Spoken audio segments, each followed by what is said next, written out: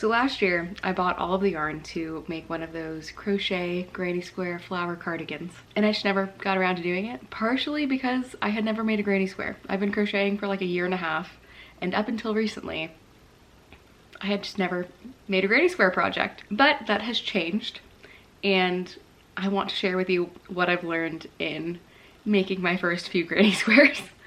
So this is my first attempt. As you can see, it is not a square at all. It has 1, 2, 3, 4, 5, 6 petals.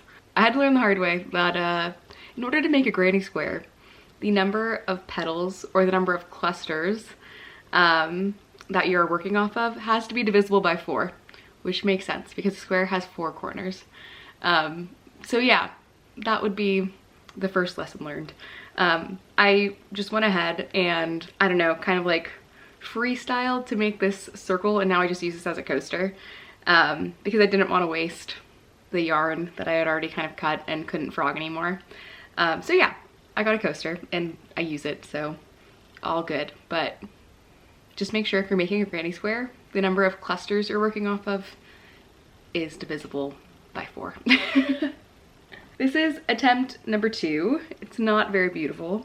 As you can see, it's kind of wonky. But yes, I just went with like a regular magic circle and then double crochets within the magic circle. I did get the correct number of clusters. So 16 petals, which is divisible by 4, so it works out to be a square. It's just not very tight. We've got a lot of like fluffiness, roundness going on. I also connected the granny square in a weird way there. So it just isn't, it's not great. I also just use this as a coaster. And I also decided I didn't want to go with the double crochet in the magic circle for this cardigan.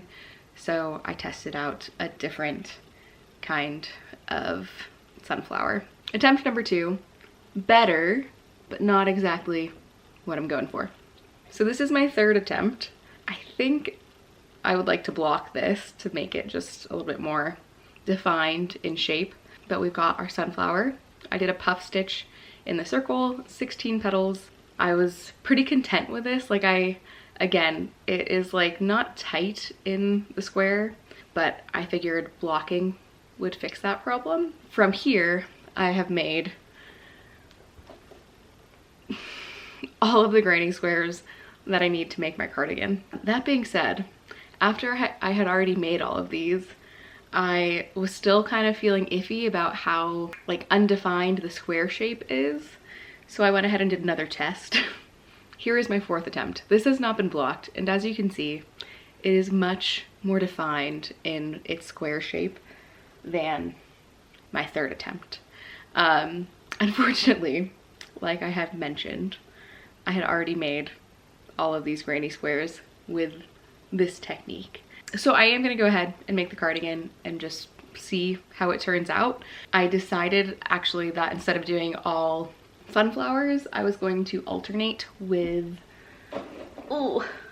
just a regular granny stitch granny square. So I now have all of these sunflowers that I can do with the technique that I like better. What is the difference between the more defined granny square and the looser granny square? The technique I used for the 3rd attempt, or my looser granny square, is between every cluster I have chained 2, including in the corners. For the more defined granny square, I have chained 1 between each cluster and chained 3 in the corners. So I guess that just kind of keeps your granny stitches tighter together and your corners a little bit sharper.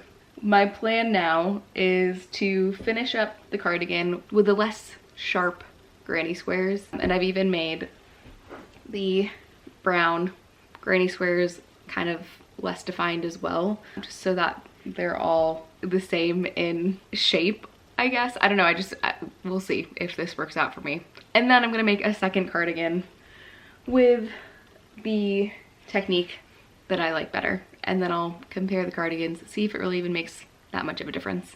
That will be done in a future video. So that has been my experience in experimenting with granny squares, and I've learned a lot.